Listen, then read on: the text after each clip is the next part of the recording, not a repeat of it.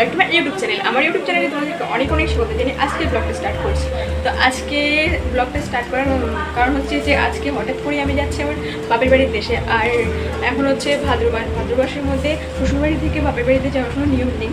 তো এর সত্ত্বেও আমি যাচ্ছি, কী কারণে যাচ্ছি সেটা হচ্ছে সিলেট। তো চলো রাস্তায় যেতে যেতে বলছি। আর কিছু কাজ ছিল যেগুলো আমি বিয়ের আগে করেছিলাম, তো সেগুলো সমাপ্তি করতে যাচ্ছি। কী করতে যাচ্ছি যেতে যেতে বলছি, চলো। গলাঘাট নাতি লই যা চিনির ছেলে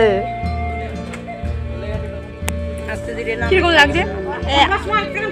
রাস্তাটা অনেকটা দূর, তাই হেলমেটটা পরতে হচ্ছে, না হলে রাস্তায় পুলিশে ধরবে, আর পুলিশে ধরলেই ফাইন। তোমরা মনে মনে কি ভাবছো? হয়তো রাস্তায় আমাদেরকে পুলিশে ধরেছে, আর পুলিশে ধরে এখন আমাদেরকে বসিয়ে রেখেছে থানার সামনে, তাই না বলো? আরে না, বৃষ্টি হচ্ছে, যার কারণে এখন একটা দোকানেতে বসে আছি হেলমেট পাশে নিয়ে। আর এই বৃষ্টি থামার কোনো নামই নিচ্ছে না। দেখো কি বৃষ্টি, এত বৃষ্টি, জানলে বাড়ি থেকে বেরোতেমই না।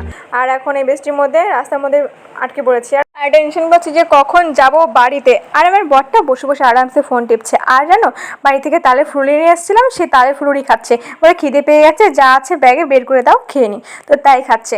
আর আমার একটু টেনশন হচ্ছে বাড়িতে কখন যাব, কারণ বাড়ি যাওয়ার জন্য বেরিয়েছি আশা ভরসা করে। আর প্রচণ্ড বৃষ্টি হচ্ছে, প্রায় 1 ঘন্টার মতন বৃষ্টি হয়ে গেছে, এখনও বসে রয়েছি। প্রায় 1.5 ঘন্টা ধরে একটা জায়গায় বসে আছি বৃষ্টির কারণে। আমাদের অনেক খিদে পেয়ে গেছিলো, আমরা এখন বসে বসে দুধু খাচ্ছি।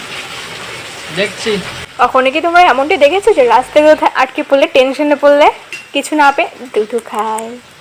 আমরা 1.5 ঘন্টা পরে এখান থেকে বেরোচ্ছি। যাই বলো না কেন, বাপের বাড়িতে যাওয়ার জন্য রাস্তায় বেরিয়ে এরকম 5 মিনিট পর পর রাস্তায় দাঁড়াবো বৃষ্টিতে ভিজে, তা কখনো ভাবিনি।